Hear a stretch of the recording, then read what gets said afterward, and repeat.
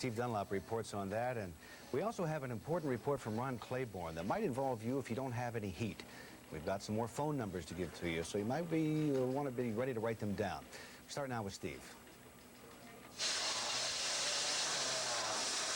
It was the sort of day to stay in bed, shut off the alarm, and turn over. For automobiles, turning over was difficult.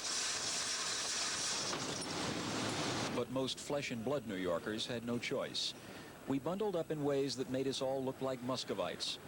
Our noses ran, despite our best efforts to keep them warm. Most of us did get to work, despite the difficulties that make many non-New Yorkers wonder why we punish ourselves by living here.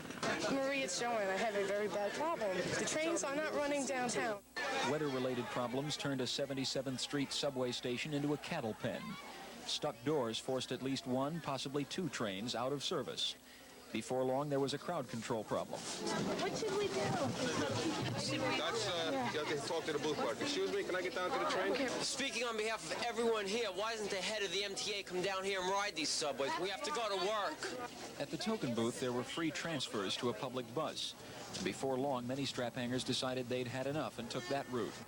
Some found that on a sub-zero day, surface transit can be even more unreliable than the subway. The cold knocked traffic signals out of sync, lending to the confusion. And as more and more people ran late, taxis were at a premium. This woman found a cab, but lost something else. Is the Auto Club? I have 5 calls for you. I'm holding.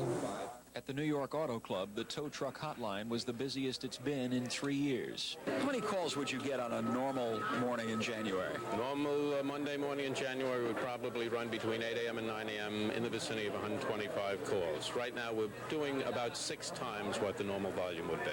Buses and subways that broke down, people struggling to find a cab, and cars that wouldn't start. In trying to get from place to place today, New Yorkers did battle with the elements. And by most accounts, the elements won. In Manhattan, Steve Dunlop, Channel 5 News.